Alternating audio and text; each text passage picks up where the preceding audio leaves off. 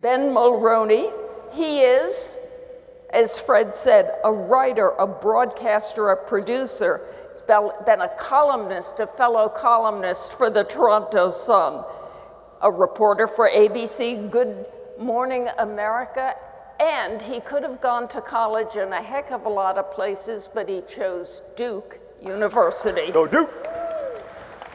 He was born in Montreal, the second of 4 children and the first son of Brian and Mila Mulroney. Brian, of course, was Prime Minister of Canada from 1984 to 1993. Ronald and Nancy Reagan loved your father and your mother. So, Ben is family. The Rose, the English Rose, is Carol Thatcher, an author, a journalist, a documentarian, a best-selling biographer. Her work has appeared in the UK Telegraph and the BBC. She, of course, is the daughter of Margaret and Dennis Thatcher. She has a twin brother, Mark. 5 years after her birth, Margaret Thatcher entered politics, running for a seat in Parliament, I think in Finchley. Am I correct? It's in London. In London, in North London, I think.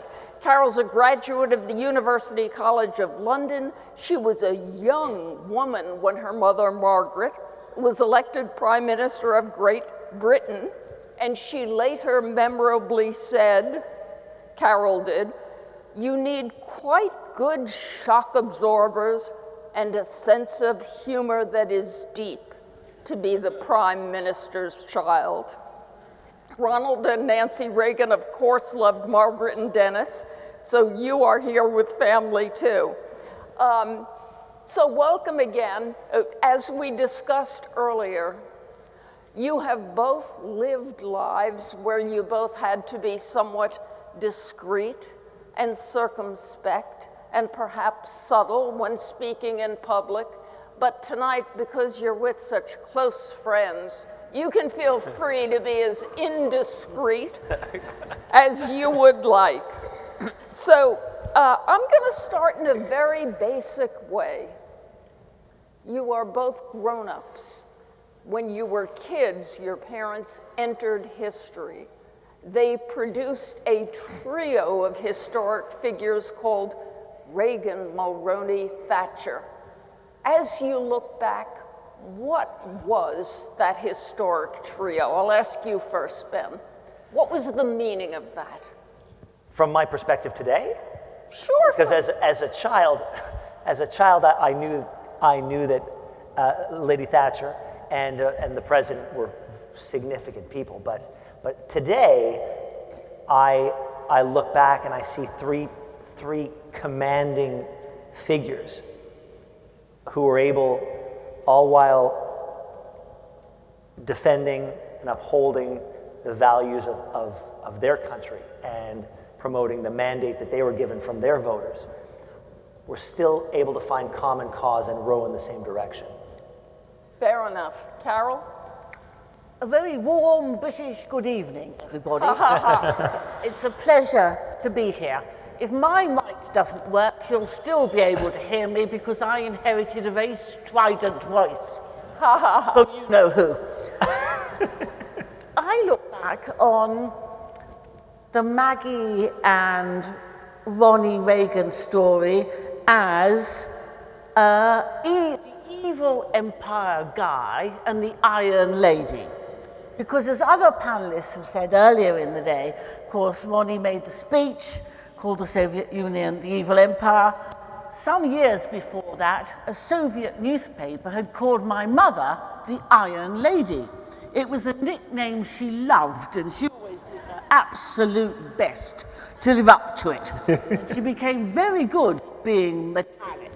The other thing that she was always dubbed in the cartoons was handbagging opponents. Yeah. So if you got a bollocking from Maggie, you'd been handbagged. But looking back now, which is why we are here 20 years after the death of Ronald Reagan, is what Ron, Mum, Ben's dad actually did. of which we still have, their consequences are resonating. For Mum and Ronald Reagan, I think they both despised communism, and they were determined not just to end the Cold War, but to win it. Mum discovered Gorbachev, I say discovered, he came to lunch at Chequers and said a famous political quote, "This is a man I can do business with." And they went about it. These were three people, who didn't just get the job in politics, they did the job in politics. And if only more of the young today would do the same, we'd be better off. But I just want to mention about their personal friendship, because I think it is important. They respected each other. They were political allies, and they were joint leaders on the world stage. And in 1987, my mother came to the White House just before the end of Ronald Reagan's term, and she was invited. The Reagan administration was having a pretty bumpy time. They were being criticized over a lot of issues. And Mum went on a primetime TV show and was being told it was all a bit negative.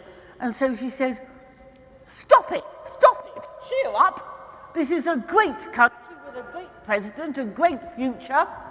And the television exchange at the British Embassy lit up. Hey, you're right. Anyway, Mum gets back to 10 Downing Street, and President Reagan telephones to thank her. And thank you very much. He said, I'm in a cabinet meeting in the White House. I'm going to put the phone down, and I want you to listen carefully. Mum obeyed instructions, listened carefully, and she heard the whole of the cabinet applauding warmly and loudly. They were good buddies, and I think that really got things done. I remember that television appearance by your mother, and I remember her telling us to cheer up. Now, Carol, it appears that your mic is moving around a little bit, and we're going to I think we're going to give you a mic. Yeah. And while we rearrange that... I was going to dovetail off of that and speak about the fact that if you are great friends, then you have to be able to bicker. Great friends are able to bicker and still come together. And my dad used to tell, I don't know, Carol, if you know this story, but my dad chuckled so many times when he would tell the story.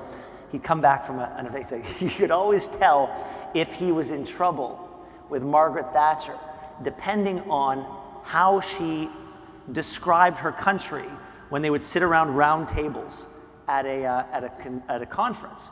Because if she presented herself as the leader of the United Kingdom and he was sitting as Canada, she'd be on the other side of the table. So he knew he was in trouble. But if she sat there as the leader of Great Britain, well, Great Britain and Canada are very close together alphabetically, so he knew he was in her good graces. So he always knew where he stood with Margaret Thatcher, depending on what country she was representing.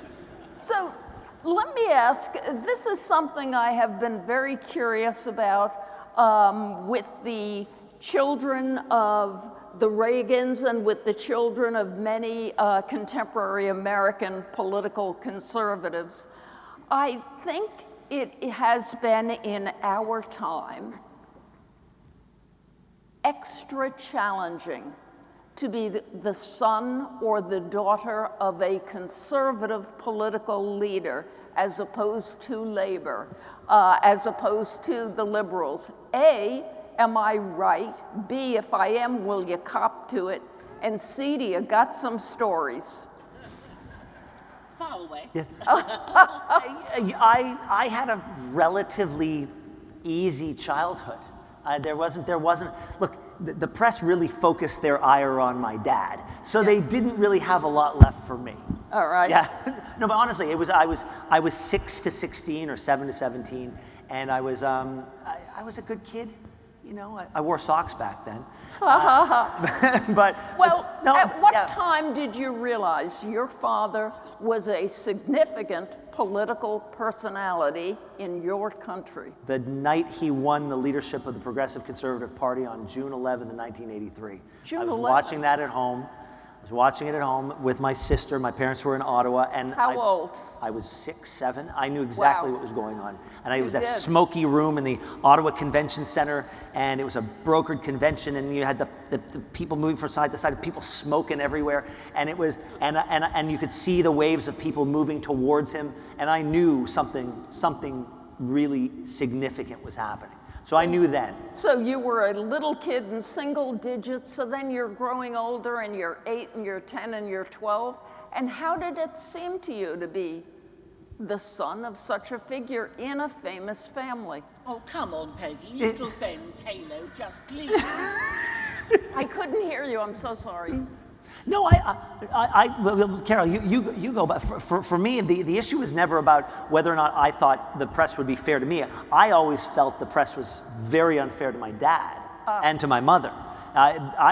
They shielded and protected us very, very well. But Ben, if you're in politics, you're holding yourself up as target practice and you expect to get shot at, okay? Because not everyone is going to agree with you all of the time. Some people may never agree with you. But if what I call second-hand fame, you had a famous dad, I had a famous mum, it's very complicated. And if you've got a parent in politics, especially so, in politics as opposed to sport or Silicon Valley, because everyone has a view on politics and they'll tell you about it. So you have to politely listen, because after all, you want this person to vote for mummy or daddy, don't you? And it looks very easy. There are a lot of nice invitations. 10 Dowling Street is not a bad place in London. Chequers is the Prime Minister's weekender. But if you do anything wrong or embarrassing, you will be all over the newspapers. I remember my father, I was his biographer because he was the first male consort in Number 10 because my mother was the first female Prime Minister. And everybody kept asking me, what's it like to be Mr. Maggie Thatcher? So I said, no, what? We'll write a book. And I remember him saying, I said, Dad, what are the problems? He said, well, a lot of people think you're the husband of the Prime Minister, so you're sort of back door, to numero uno. And so they come and talk to you. Why doesn't she do this, this, and this? So the problem is, it's not everyone who wants to talk to you who actually makes sense. So I think you're both saying it wasn't any harder for you. No. Being conservative, it's just what it is. If your parents had been big liberals, it would have been the same. I don't think it's actually the politics.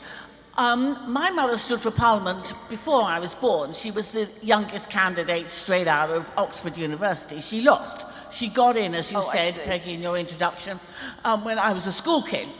I remember my class outing, because she was an MP, was to climb up 300 steps to the top of Big Ben, the famous clock tower, and then you walk around the four faces. So all my friends thought this was amazing, awesome.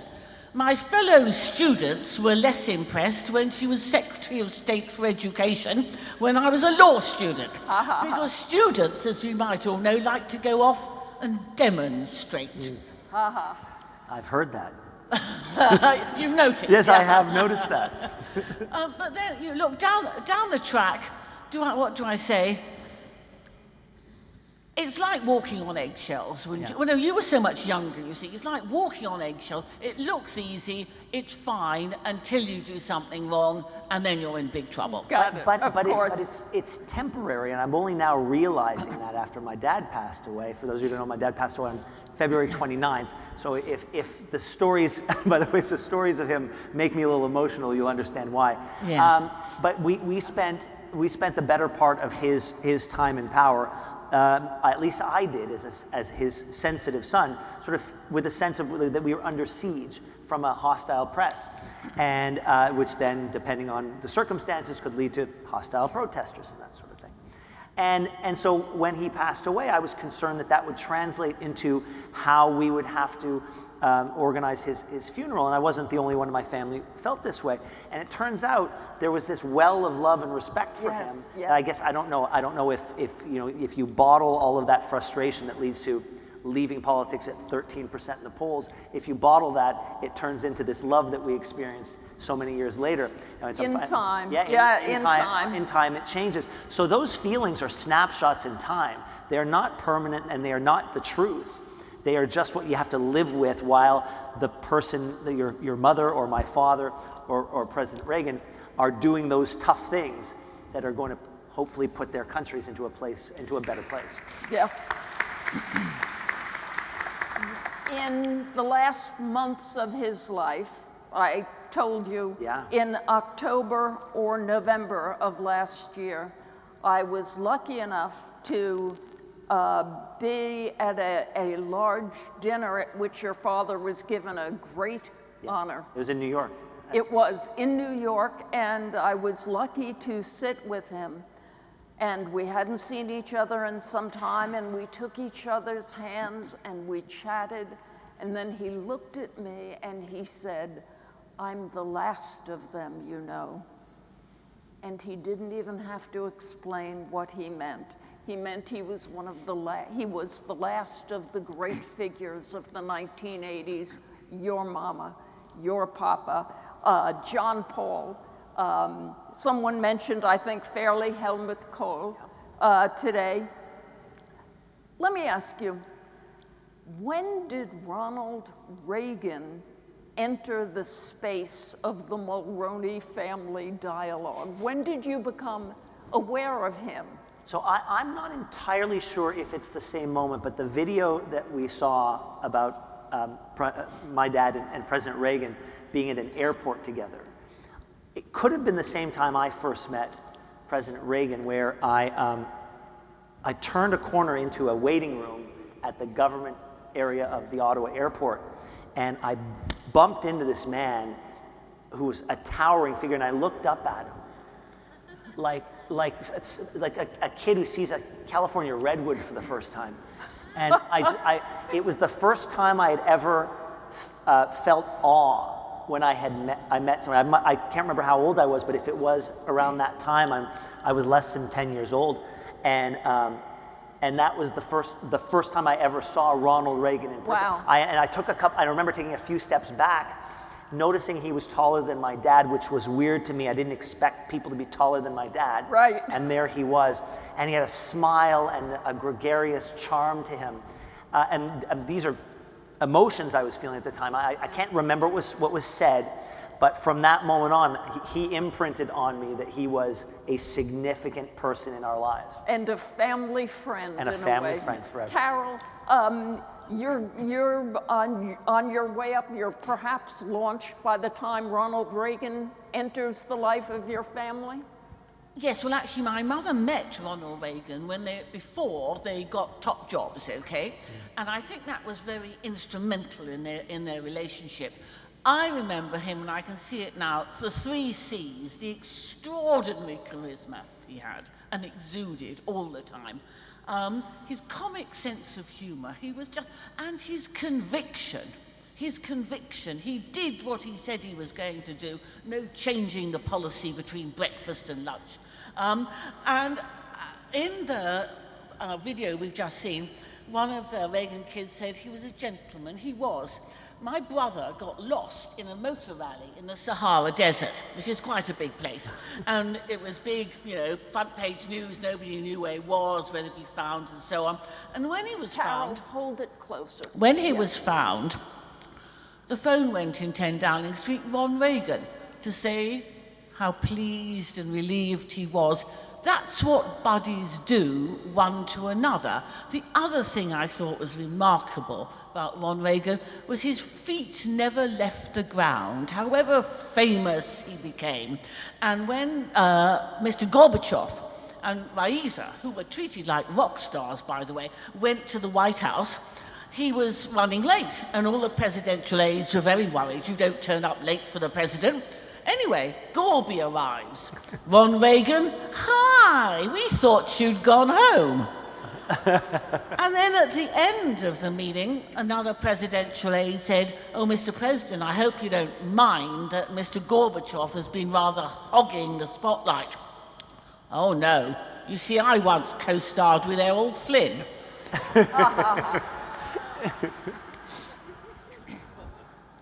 So, feet feet on ground is what I'm saying, feet on ground. A modest man. Yeah. Just by his nature, I think. But also not, if I can add a personal story about my dad that he told me, Ronald Reagan was not afraid to be vulnerable in front of his friends. And during the Iran-Contra hearings, he called my dad, and he said, you know, I'm taking a beating here, Brian. I'm taking a beating every day. It's nonstop. It's unrelenting. The press is not. They're not stopping, and I'm taking a beating in the polls. And my dad said, well, Ron, what are your poll numbers? He said, I'm like hovering around 45, 46, 47%.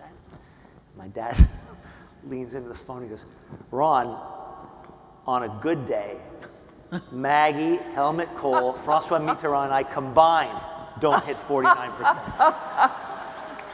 Did he laugh? He laughed. Did he throw his head back? He laughed. But that doesn't happen unless you have that relationship where you can trust the other person. That's right. The leader of one country doesn't tell the other leader, I'm not feeling good today. I'm a little blue today. That only happens if there is a true fundamental friendship. Absolutely. Yes. That's very touching. You don't really hear all that many such stories with Ronald Reagan. Carol, can you remember a time when Reagan and your mom maybe were having some close conversations, or the kind of disagreement that good friends might have? I think they certainly had some issues when they disagreed, but that's what friendship is about. You've got to respect and trust someone and their opinion, even if it's different to yours. One thing I would like to say, which is quite a sweet little story, because we're in the Reagan Library and Ron and Nancy are buried outside. After the funeral in Washington, Nancy and some guests came back here on Air Force One for the sunset burial. And my mother had lost her sunglasses, so she was blinking into the Californian ultraviolet, and she was seated next to the then governor, Arnold Schwarzenegger, who said, look, take my sunglasses. And I like to think that Ron Reagan had a chuckle at the thought of his old political mate Maggie saying her final farewell wearing Terminator shades. You know, she was such a good friend of his. I had been told, you can confirm this, Carol, that in the last few years of Ronald Reagan's life, when he was so sick, that when your mother went traveling, left London and traveled wherever, that she always packed a black dress and black heels and a hat in case she got word that Ronnie had died, in which case she would come straight to Washington or LA. I can believe that. I can't officially confirm it, but she was very pragmatic, and that sounds exactly like Maggie. All right, it certainly does. Just two more questions, and then I think we may do the audience. Margaret Thatcher felt something that was very true of Ronald Reagan, and I think Brian Mulroney, but I will ask you. Reagan felt, Thatcher felt, they both wanted to do something. They didn't want to be something. They were serious people, meaning to advance serious policy in a serious way, but it was about policy, philosophy. Each individually could have been a big deal on his own or her own. There were many paths to big dealdom. How about Brian? Well, I think if that's what his assumption was, then he hit the nail on the head. My dad always said political capital is meant to be spent. If you retire from politics without having spent the capital that you have earned, then you have done a disservice to the people that you were supposed to serve. So he never had a problem retiring at 13% in the polls. To him, that was a badge of honor. That means he left it all out on the field. And to your point on doing big things, whether the other person agreed or not, I mean, I think we saw lots of examples of that throughout their time together, whether it was Canada not participating in Star Wars, and I literally just read that today in the Reagan Diaries, which Fred gave me a copy of, thank you very much, Fred, where President Reagan mentions almost just matter-of-factly that this was a difference of opinion. You know, Brian Mulroney is the leader of his country, and he's got a mandate to shepherd forth policies that make sense for his country. Those are not necessarily going to always be the policies that resonate with me. And so it was just as matter of fact, he's not following us on this. However, here are all the things he's going to do to support me, to help me with what I'm doing on that file. And then whether, you know, one of probably the biggest disagreements that the three of them had was on apartheid and the value of sanctions against South Africa. At no point in my experience, when I would hear Dad talk about President Reagan or Prime Minister Thatcher, and this was a big fundamental difference in vision, at no point did I ever hear him speak disrespectfully of his friends and of the paths that they were pursuing for their respective countries. And that's something I think that's lacking today. This idea that you can have a fundamental disagreement on something that is so key to who you are, and yet still maintain these very healthy relationships out of a lot of reasons, not the least of which, pragmatically, you still have an agenda that you've got to work on as a group later on. You know, they were lucky to have had each other, don't you think? Yeah. Yes. Reagan was most fully Reagan in part because he had Thatcher and Mulroney and John Paul and others. Thatcher got to be fully Thatcher because she had her friend Ronnie and she had John Paul. Brian also. It's a funny thing that, do you ever wonder why it is that there was a little greatness cluster in the 1980s consisting of this man and your relatives? I wonder sometimes about greatness clusters. I like to think it had something to do with the Irish side of the equation. I'll go with it. I remember what they pulled off, their achievements, because they kept working at it, particularly getting the Berlin Wall down. One night I went into 10 Downing Street after I'd been to the theatre to say hello to Mum and Dad. And Mum was working because that's what she did. And I said, what are you doing? She said, I'm working on foreign policy. Ron Reagan and I will keep sounding the bell for freedom in Eastern Europe. They never gave up. I mean, the Berlin Wall didn't come down, you know, overnight. They kept on at it. And Carol, it didn't just... Carol, were you really at the theater? Were you really at the theater? Well, look, we were allowed to be indiscreet. But I said, well, I mean, I think that's a question I don't intend to answer. I would tell my parents all the time, I'm going to the library. And that, you know, that wall didn't just come down. It had to be pushed, didn't it? And it gave freedom to millions of people who'd lived under communism since the Second World War. It was, when I look back, I think, in actual fact, when she said to me, we're going to keep sounding the bell for freedom, we're going to get the Berlin Wall down, I was like the lyrics in the song, oh, I'd like to teach the world to sing in peace and harmony. Like, are you joking? And of course, they weren't joking, they did it, and they were determined to do it, and they pulled it off. Well, and I was so glad to be there earlier today to hear the earlier panels. And I wish I could remember who said it earlier today, but this idea that Ronald Reagan and also in large part Margaret Thatcher gave an example to younger leaders like my dad who came forth just slightly after to say, this is what we're doing, this is how we're going to do it, we are already being successful. And then someone like my dad, who probably in his own way was coming up with his own version of that, was probably emboldened by sort of, he wanted to model the behavior of these successful people that had come just slightly before him. Yeah. And you know, I don't know if that's true, but I like living in a world where that's true. Got it. All right, I am going to ask my last question, and then perhaps we'll throw it to the crowd for a few. This is my last question. I was thinking of this the other day. So I'm going to ask you to go to a mellow place if you're at all in a mellow mood. There is a story about Albert Einstein's son. He worked at Princeton, an extremely bright young scholar. So he's at Princeton University, where his father had been a great professor. One day, Einstein Jr. was walking along with a friend in a park area on the Princeton campus, and he passed by a statue of his father, Albert Einstein. And the friend smiled and said, "Look, your dad has joined us," as a joke.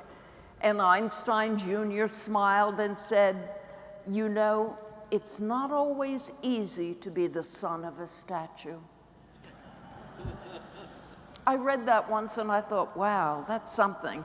It is challenging to be the son or daughter of a great one. It's a gift, but it's also something that shapes you.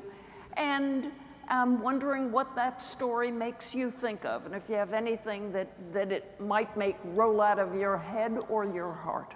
No, just finally, I am the only daughter of Margaret Thatcher. I'm incredibly proud of what she achieved. I think she was an awesome woman. Not the best mother, but then I wasn't the best daughter, so that levels out a bit, does it? And people stop me in the street in London now and say we could do with someone like your mum now. And if we had someone like Mum and Ron and Brian, we would not have the mess in Ukraine, in the Middle East and other places, because they would have a policy to sort it out. Ben? I would say I'm quite, to use the imagery, I'm quite pleased to be the son of a statue. You know, when we came out here, I said I didn't know how we were going to start, and so I had this thing in my head. I said, well, if we start this particular way, then I'm going to thank my father for the fact that I'm here today.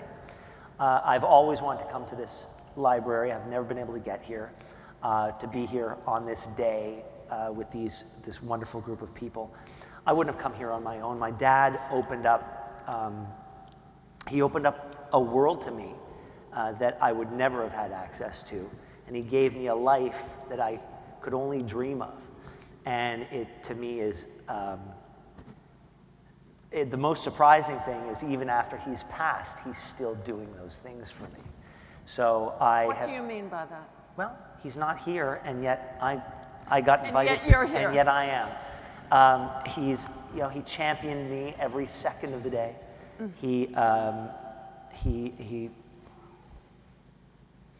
He loved you. He was the greatest father I could ever imagine. And wow. He was a great friend to anybody who was lucky enough to be his friend. I know that, I mean, look, we're talking about it today.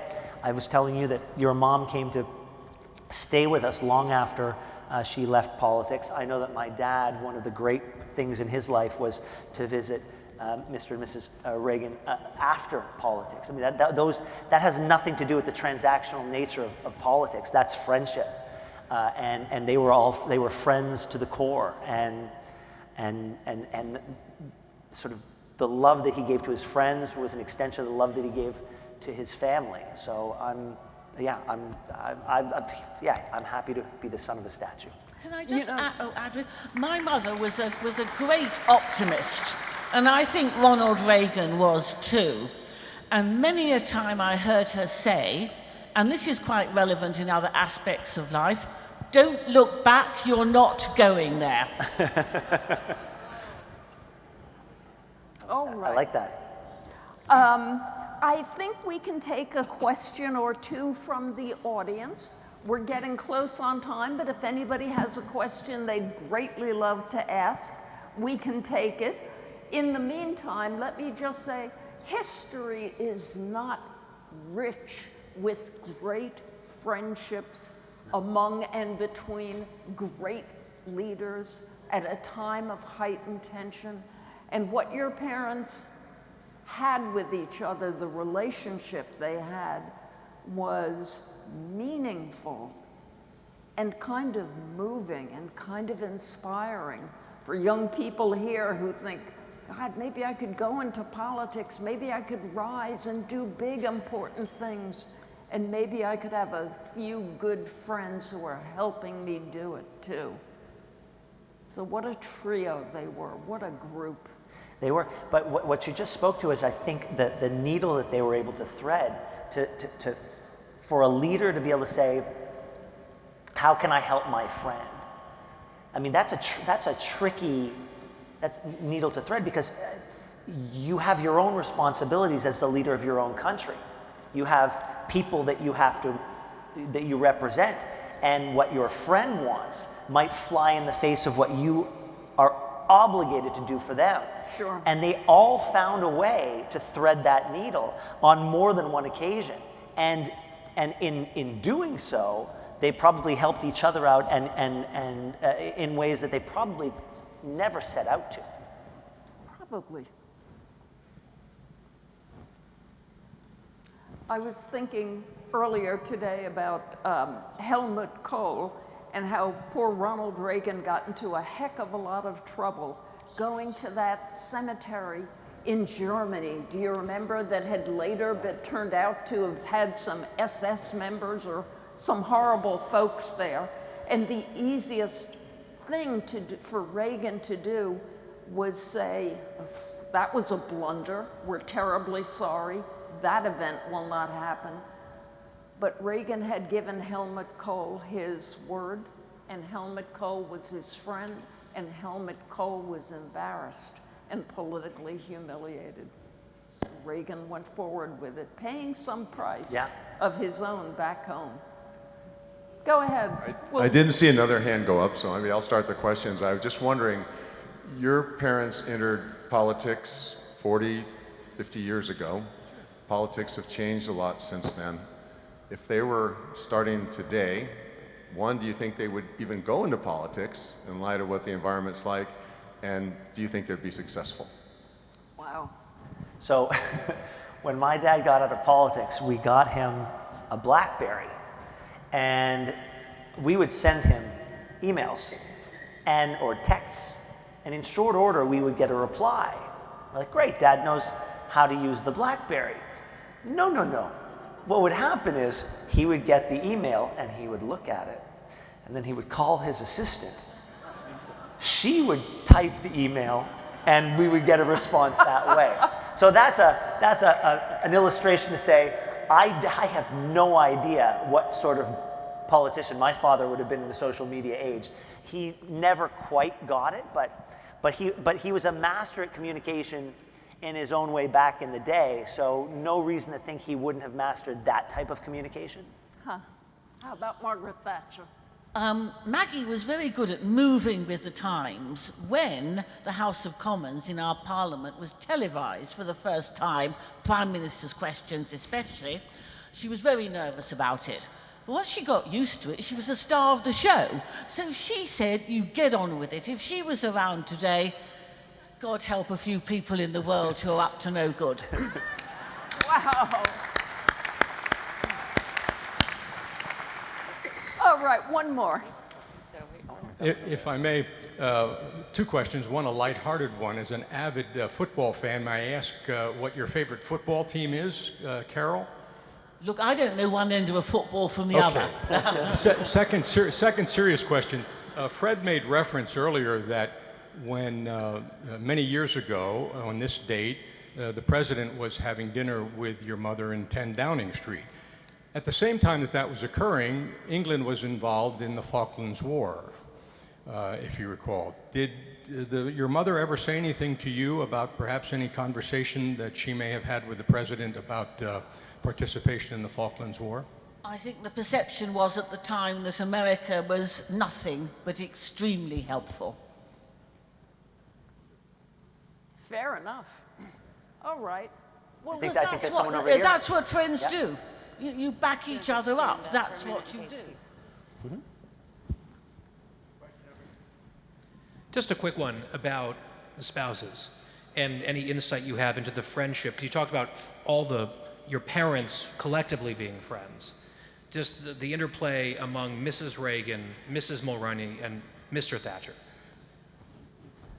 Well, you go first. I mean, what struck me when I did the tour here was the words that President Reagan used about Mrs. Reagan were analogous to the things that my dad used to say about my mom. And there's this recognition that the heights that President Reagan reached would have been unattainable were it not for not just the support, Yes. but the advice and everything that comes from having a true partner. Those are very similar things to what my dad would say about my mom, and I can't speak to your parents' relationship, but I have to assume that there was a level of respect there, and sometimes when you identify sort of your counterpoint in someone else, a friendship is almost inevitable, and it feels like as couples they identified their counterpoint, that thing, that reflection that you don't see in everybody else. And the partnership of Margaret and Dennis. Oh, he was a brilliant consort, he really was. He never gave interviews. He always used to say, whales don't get killed until they spout. That was number one. But he was a gentleman. He was a very gracious host when people had to be entertained. In number 10, I remember when Barbara Bush was greeted on the doorstep by my father, he kissed her hand and the photo went round the world. Oh. All right. Well, I think we are going to, with great gratitude for your presence, for what all you did to get here and your patience in watching this night come together. I just thank you. I know I speak on behalf of everybody here when we say thank you and give you a rousing round of applause that you deserve, Mr. Ben. Thank you. Thank you, Carol. Look at this. It was an absolute pleasure. Thank you so much.